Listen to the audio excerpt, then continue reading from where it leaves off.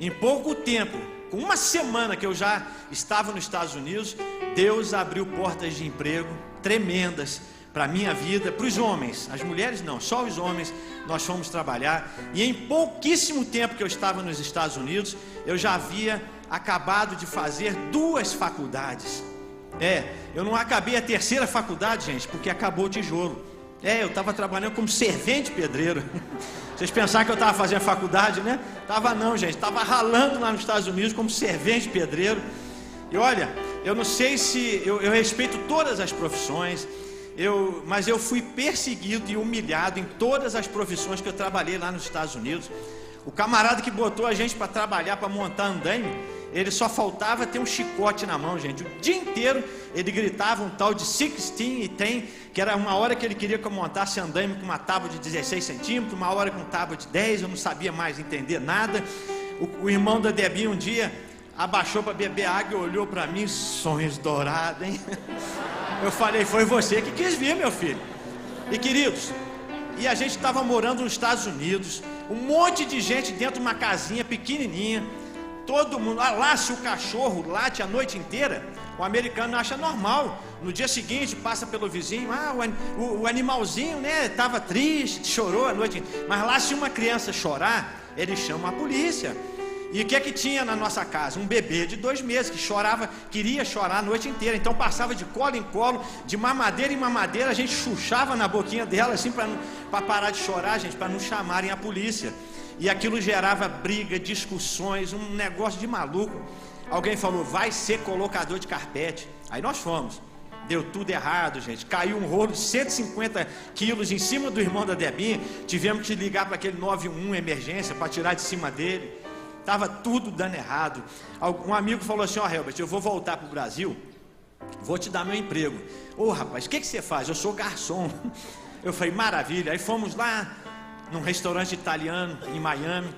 Ele falou assim, a gorjeta é gorda lá, rapaz. Depois eu descobri que o único gordo lá era eu. E nós chegamos lá naquele restaurante, eu fiz o teste e passei. Mas não dei conta de passar para garçom não, passei para auxiliar de garçom. Aí fui trabalhar, servi água e pão com alho naquela mesa, um negócio difícil. Apareceu uma senhora lá um dia, numa BMW, eu cheguei com uma bandeja de água, quando eu vi que ia cair em cima de mim, caiu em cima dela. E gente, tinha um bêbado toda noite naquele restaurante, caríssimo lá em Miami, para perturbar a minha vida, para fazer passar vergonha. E era terrível aquilo. E eu comecei a viver um dilema terrível na minha vida, porque eu comecei a achar que a Debinha não ia aguentar aquela virada. Ela não ia aguentar a viver lá nos Estados Unidos em tanta luta, em tanto sacrifício, em tanta dificuldade. Eu às vezes trabalhando lá no restaurante, eu pensava, eu vou chegar em casa e não vou encontrar a Debinha. Ela vai voltar para a casa dos pais lá no Brasil. E com razão, às vezes eu até pensava nisso.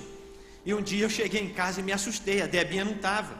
Eu falei, aí, voltou para o Brasil, gente. E ela não tinha voltado não, ela chegou daqui a pouco, ela falou assim, oi meu amor, eu fui arrumar um emprego, estou trabalhando como babá. E aquilo mexeu muito comigo, sabe?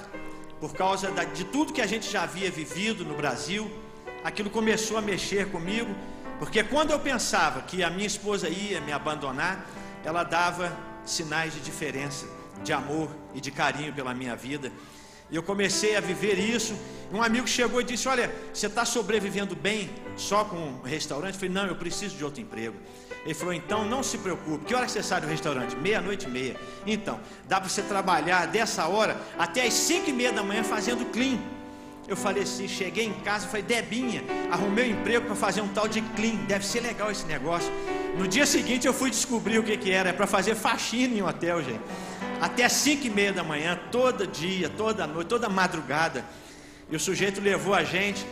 Quando ele apontou de longe, lá em Fort Lauderdale, ali numa avenida chamada Sunrise Boulevard, ele apontou, olha lá, aquele hotel que vocês vão trabalhar. Estava eu, meu cunhado. E quando ele disse que o hotel que eu ia trabalhar, eu olhei bem para aquele hotel. Era um hotel que no passado eu entrava pela porta da frente com a minha esposa, com dinheiro, com cartão de crédito, com muitas compras e carro alugado. Agora eu estava entrando naquele mesmo hotel pela porta dos fundos para fazer faxina. E aquilo começou a mexer com a minha vida. Um dia eu chego em casa, a Debinha falou assim, hoje eu vou te ajudar na faxina. E nós fomos, apesar de eu ter dito para ela não ir, nós fomos trabalhar naquela faxina. Quando ela estava passando um pano num saguão a uma certa distância, eu fiquei num barzinho sujo que eu tinha que limpar toda noite. Eu vi quando 2 americanos passaram pela Debbie e eles fizeram um comentário da minha mulher. E eles falaram alguma coisa dela e saíram rindo. E aquilo mexeu comigo, não foi uma crise de ciúme, mas eu confesso que eu caí de joelho naquele chão sujo daquele restaurante e comecei a chorar sem parar. Porque eu falei pelo menos umas 3 vezes, não é uma pobre coitada que eles devem ter dito, é a mulher maravilhosa que Deus colocou do meu lado para ser a minha esposa. Gente, eu falei isso umas 3 vezes chorando. E eu confesso para vocês que naquele momento eu cheguei no fundo do poço da minha vida. Eu espero que você que está me ouvindo nunca tenha passado no fundo do poço da sua vida por causa de dívida, de falência, de quebradeira, ou seja lá o que for. Eu já disse muitas vezes que o pior lugar para passar na vida de um homem é um fundo do poço, mas eu já mudei essa palavra, porque não é tão ruim assim. Foi lá no fundo do poço também, na minha vida, que apesar de cristão, nascido num lar cristão, foi a oportunidade que eu tive, naquele fundo do túnel escuro, sem perspectiva, sem saída, sem esperança de mais nada. Foi a oportunidade que eu tive de entregar a minha vida ao Senhor Jesus e falar: Senhor, a partir de hoje, meu Deus, eu não quero mais ser um religioso, mas eu quero ser um servo do Senhor, que o Senhor possa reinar em minha vida, dominar a minha vida. Eu lembro que a Debbie veio correndo, ela pensou que eu estava passando mal. Eu falei: Debinha, tiraram tudo que a gente tinha, mas não tiraram o amor de um pelo outro, nem o amor de Deus por nossas vidas. Gente, Deus é Pai. Foi a melhor decisão que eu tomei em toda a minha vida.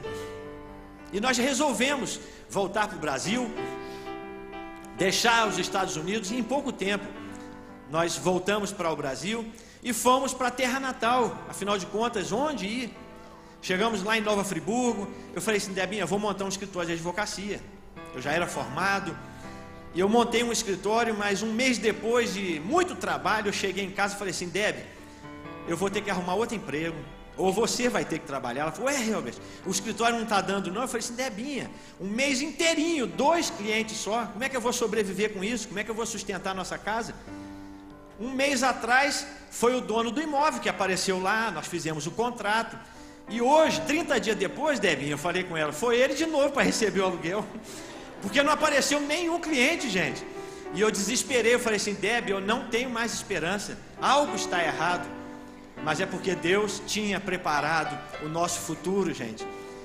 Desde aquele momento, lá nos Estados Unidos, quando eu me rendi ao Senhor, na verdade não foi ali não. Antes, quando eu estava sendo formado ainda no ventre da minha mãe, Deus já tinha preparado o meu futuro, assim como já preparou o seu também. Aleluia. E eu, com a Deb ali, de repente o telefone toca, gente, lá na vizinha. Eu não tinha nem mais telefone em casa, e eu fui até lá. Era aquele advogado do Rio de Janeiro.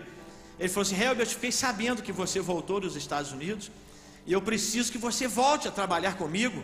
Eu falei assim: doutor Sérgio, daqui a 2 horas eu estou chegando aí. Ele falou: Helbert, hoje é sábado, meu filho, espera da segunda-feira pelo menos. O desejo era muito grande, gente, de vencer de novo. E eu voltei para o Rio de Janeiro.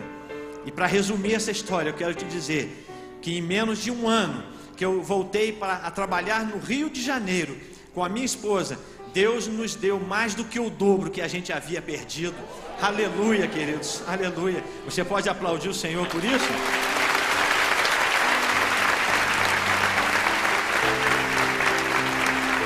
Aleluia. Isso foi para se cumprir a palavra de um homem dada lá em Nova Friburgo, alguns dias antes de eu ter ido para o Rio, porque eu saí de casa com a Deb e falei assim: Debinha, vamos procurar o Israel, tecladista, que tocou comigo numa banda por mais de 20 anos. A gente tinha ônibus, viajava esse Brasil inteiro.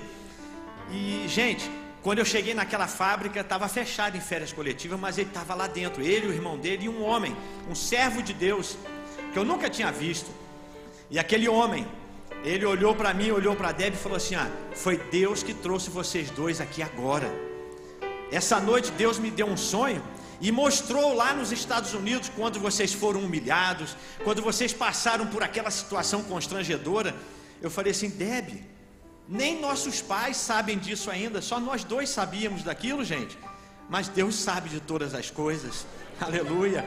E aquele homem falou assim: porque Deus mandou te dar uma frase, para você nunca mais esquecer, porque todo aquele que se exalta será humilhado, mas todo aquele que se humilha será exaltado por Deus a seu tempo, aleluia,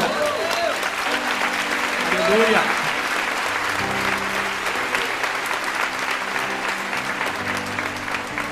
Aquele homem disse: olha, eu estou tendo uma visão aqui agora. Eu vejo uma mesa comprida, uma mesa atravessada, muitas cadeiras, e eu estou vendo o Senhor sentado na cadeira mais alta. Gente, aquele homem estava descrevendo para mim uma sala de audiência. Eu era advogado, eu sabia disso. Então eu tomei posse daquilo, guardei no coração e fomos viver nossa vida.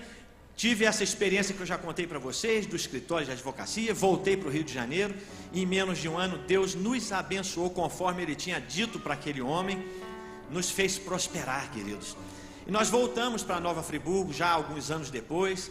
E eu falei assim: Deb, eu quero fazer concurso, eu quero ser juiz. Ela falou assim: você, tá bom, vai fazer. Então eu fui lá, me preparei, fui para o Rio de Janeiro, fiz a inscrição, queridos, e fiz o concurso.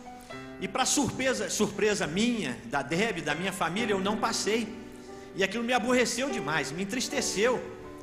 Eu me preparei mais, fui lá, fiz o segundo concurso para a magistratura e eu não passei também, fiquei muito chateado. Aí eu fiz o terceiro, quarto, quinto, sexto, sétimo concurso. E gente, eu acho que eu sou diferente de vocês. Eu quero as coisas para hoje. Se der ser para ontem, tudo bem. E eu já estava com 5 ou 6 anos que eu tinha voltado dos Estados Unidos e queria passar no concurso imediatamente. E nada acontecia. Eu falei: Debinha, Deus faz a parte dele, eu vou fazer a minha. Eu vou estudar. Ela falou assim: como você vai fazer? Fui lá em Friburgo, chamei um advogado, um colega, falei assim: vamos estudar? Ele falou: vamos embora. Estudamos todo dia, de 5h30 da manhã até meio-dia. Depois a gente engolia comida, corria cada um para o seu escritório. Depois, 5h30 da tarde, nós nos reuníamos outra vez e estudávamos até 1h30 da manhã. Gente, nós fizemos isso todos os dias, sábado, domingo, feriado, Natal, Carnaval, durante 2 anos, sem parar. Eu cheguei em casa um dia, Debinha foi cair na asneira de fazer a pergunta: e aí, amor, você acha que agora você está preparado para passar em concurso? Debinha, no próximo você vai ver. Aí apareceu o 8º concurso da minha vida. Eu vim para Belo Horizonte, fiz a primeira etapa de provas, passei, fui chamado para a prova oral e vim.